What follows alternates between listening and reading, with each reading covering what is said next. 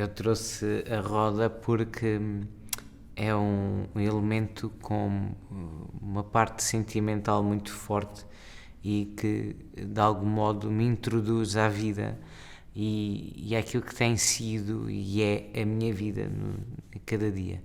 A roda é uma roda de carroça que foi a última roda feita pelo meu bisavô, que faleceu há mais de 40 anos e, portanto, esta roda tem sensivelmente mais de 60, feitas bem as contas. Esta é uma roda de carroça, portanto, esta seria uma roda para uma charrete, não é? Há uma diferença pelo diâmetro, porque uma roda dita normal de carroça tem aproximadamente o diâmetro de 1,20 m, entre 1,20 m e 1,50 m. Esta tem sensivelmente 1 metro, portanto seria para uma charrete que seria aparelhada de 4 rodas, 2 eixos, em que o eixo traseiro era uma roda de um diâmetro maior e esta do eixo dianteiro, portanto da frente, seria um diâmetro inferior. Portanto, eu não sei qual foi a finalidade da sua concepção, portanto, porque é que ela foi concebida, se já como um elemento decorativo, se como simplesmente um passatempo já do meu bisavô no seu tempo de aposentado. O que eu sei simplesmente é que a roda ficou inacabada juntamente com o seu par, portanto são 2 rodas, a roda não está terminada. Tem apenas, portanto ela está montada, tem a bucha, que nós chamamos esta parte central, depois tem os raios e as pinas que são todas estas peças portanto, que fecham a roda. Depois disto a roda tinha que ser ferrada, a roda era ferrada e, portanto, chamávamos nós a ferra, não é? Portanto, ela era ferrada, era com bóstias de vaca, que era feito um lume onde se colocavam as armações de ferro, portanto os aros de ferro, que eram aquecidos nessas brasas. A bóstia servia para manter o calor, não é? E portanto fazer que o ferro entrasse ao rubro, e no momento em que estivesse a entrar ao rubro, então aí sim ela era ferrada à madeira e, portanto, com grandes alicates, à força de homens, era depois cravada juntamente. Era um trabalho interessante, porque depois tinha os seus instrumentos próprios, as suas técnicas, e, portanto, era um trabalho em que envolvia sempre, conforme também as dimensões da roda, alguns homens. Esta não foi terminada, como disse, portanto, ela não tem os aros de ferro, nem na parte superior das pinas, nem na bucha, portanto, não está ferrada, ficaram por acabar.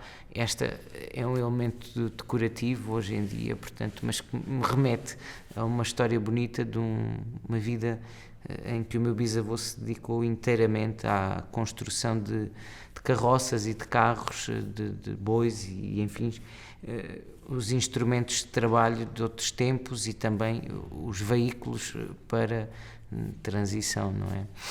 Estávamos em Alcáçovas, portanto, sensivelmente, fazendo assim as contas, talvez pelo ano 96, 97, teria eu 7, 8 anos, sensivelmente, não tenho preciso. O meu avô, que aprendeu a arte da abugoaria, portanto de carpinteiros de carros, assim designados no Alentejo e no Algarve, designa-se abegão, aquele que constrói carros para tração animal em madeira. E o meu avô aprendeu esse ofício, que nunca exerceu, mas depois dedicava-se em tempos livres a fazer, portanto, a recuperação de alguns carros.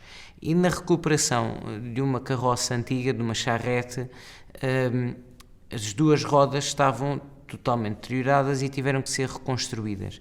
E então aí foi o esforço comum de 3 grandes homens que estavam em Alcáçovas, que dominavam a arte, mas que já não estavam a laborar na mesma. Portanto, eu recordo com saudade um senhor José Jacó, o Jó e o meu avô, que não dominava a arte por inteiro. O senhor Zé Jacó e o Jó, sim, eram grandes mestres da abugoaria, e lembro-me perfeitamente desses tempos, desses dias em que decorreram esses trabalhos, da reconstrução das rodas, em que cada um fazia uma peça e depois íamos à oficina de um, íamos à oficina do outro, no meio de todas aquelas aparas das plainas. Lembro-me perfeitamente desta imagem de ver o mestre Zé Jacó ao banco com as pinas colocadas no torno e a dar-lhe plaina, portanto a dar-lhe a forma, e lembro-me perfeitamente dele a fazer o traçado no chão, porque era assim que se fazia. Portanto, isto é tudo um jogo numérico muito interessante e que hoje se está a perder, infelizmente. Portanto, faziam o desenho no chão, traçavam o raio e depois faziam toda uma escala numérica entre contas, e algo que se perdeu, que no fundo era o segredo, o grande segredo, para fazer esta divisão que nós vimos dos raios que vêm encaixar simetricamente nas pinas, mas que na bucha se desencontram, e isto é que dá o equilíbrio na roda. E, portanto, recordo-me esse momento, e depois, concretamente, até o dia da ferragem, em que se juntou tudo lá em casa e que se fez aquele grande lume, onde se colocaram as bóstias das vacas, onde se colocaram as aparas da madeira e portanto, depois com cal, com umas sacas, era assim, umas sacas de sarapilheira, fazia-se tudo aquilo, havia um tanque grande para depois de molhar também a roda e fazer a rega, portanto, depois de ser ferrada. Portanto, os aros eram aquecidos, lembro perfeitamente, depois de aquecidos eram cravados à madeira e era dado com maço, e havia umas peças de ferro em que se batia para fazer sobrepor o ferro à madeira, e depois a roda era arrefecida com regador, regava, e eu recordo-me de andar com o regador pequeno a deitar água, e portanto este foi seguramente em Alcáçovas a última ferragem de rodas que existiu, feita por grandes mestres, já todos desaparecidos, o Sr. José Jacó e o Jó, que eram homens de uma arte interminável.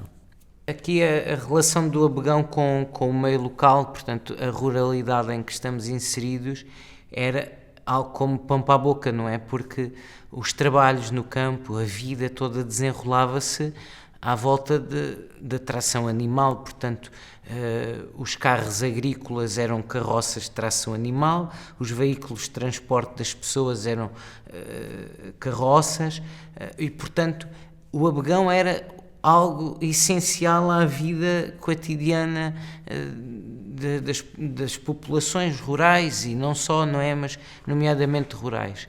Aqui, e eu recordo algumas histórias muito interessantes que me eram contadas e que fui ouvindo, até porque eu cresci debaixo da cadeira de barbeiro, que a profissão que o meu avô ocupava, e portanto sempre estivemos muito ligados a esta ruralidade, a este mundo rural, com os animais, com os cavalos, com as carroças, as charretes, todo este mundo, e isto era realmente muito importante à vida das comunidades, e houve sempre muitas histórias que foram relatadas em torno disso. Aliás, eu vivenciei algumas. O meu avô era um indivíduo que se dedicava nos seus tempos livres a fazer recuperação de carroças e portanto já numa altura em que a carroça estava a cair em desuso, portanto quem a usava maioritariamente eram os ciganos, e as comunidades ciganas vinham a Alcáçovas ter com o meu avô para fazer a reparação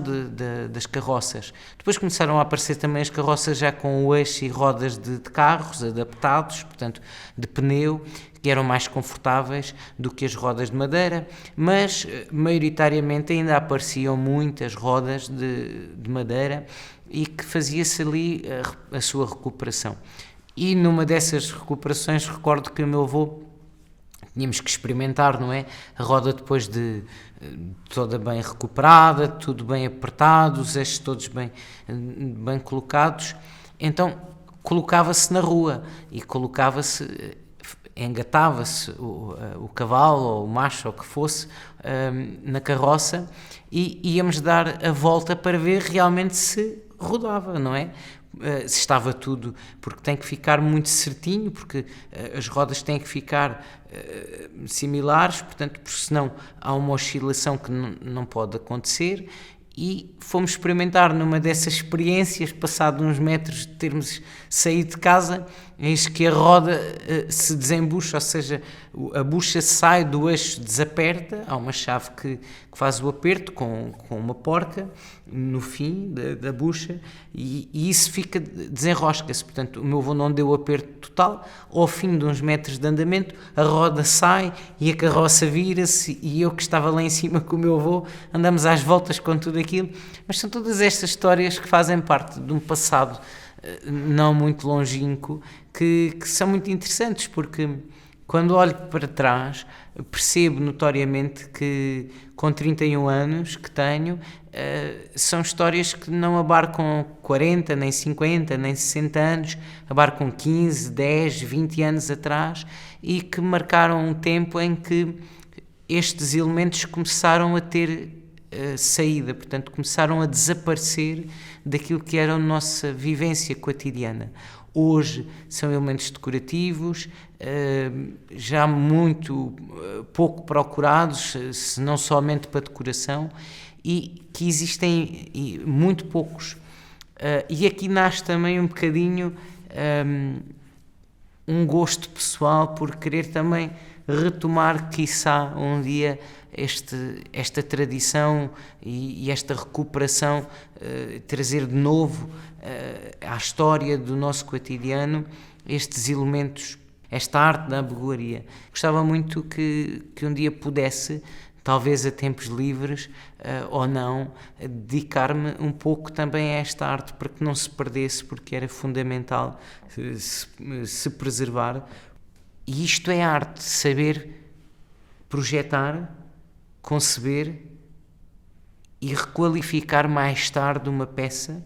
Isto é uma arte que se está a perder em qualquer um dos âmbitos que possamos falar. O Abegão, portanto, concebia a carroça, o carro. Qual é a diferença entre a carroça e o carro? Um carro é uma carroça tal qual, mas tem apenas um varal ao meio, portanto, que é para tração de uma parelha. Uma carroça é um elemento com 2 varais que prende à canga. Os varais são aquelas traves de madeira que ficam a ladear o animal, ou então quando vimos a parelha com portanto, agora falta o nome, o varal, portanto, ao meio, não é? E que faz a ligação depois à canga dupla. E a canga que engata depois no molim que vai no pescoço do animal e que faz, assim, a sua tração. Desde a roda, que a roda era dos últimos elementos a ser concebidos, portanto, a primeira parte era a estrutura do carro, depois eram feitas as laterais do carro, e depois tinha a parte dianteira e a parte traseira, em que depois variava do seu estilo e do seu feitio, portanto, depois há também as charretes já são elementos de alguma riqueza e também elementos mais nobres, não é? Que eram utilizados para passeios ou então nas classes mais abastadas para veículo de transporte. A carroça e o carro eram elementos muitas vezes despidos de qualquer ornamento, eram elementos muito singelos, muito simples, que serviam tão somente e puramente para o trabalho agrícola, para o campo, para fazer transporte de mercadorias. E eu recordo um senhor que era ceareiro, que portanto tinha searas e que trabalhava exatamente com um carro, com uma parelha. E ele, lembro-me de me ensinar exatamente todos estes pormenores, como é que funcionavam, a forma de engatar os machos no carro, como é que se colocavam os molins, aqueles adereços todos que nós estamos habituados a ver, não é? Que é o molinho, os cabrestos, as cilhas, tudo isso tinha uma forma muito particular de ser colocada. Até mesmo o engate, muitas vezes, as cangas, que é o elemento de ferro ou de madeira que vai sobre o molim, não é? O pescoço do animal, às vezes esses elementos são elementos que já estão concebidos para estar agarrados ao varal do carro. Outras vezes não. Outras vezes eram atados. Portanto, até o atamento disso não era simplesmente uma corda que era traçada e dado um nó. Não, tinha uma forma única, simples, prática e eficaz de funcionar. E são esses elementos que eu ainda guardo de viva memória e que tenho a necessidade de preservar muitas vezes, até escrevendo, esboçando o desenho de como fazer esse atamento para que amanhã não se perca. E os nomes especificamente que eram dados. O Abegão também trabalhava, concebia as pipas do vinho e também trabalhava muitas vezes nos emadeiramentos dos telhados. Isto, a certa altura, foi sustentável, não é? A partir do momento em que passa a existir o veículo automóvel, em que passa a existir os tratores, tudo mais, isto começa a cair em desuso e esta profissão acabou por se perder no tempo e hoje é uma mera profissão para lazer e ocupação de tempos livres, não é?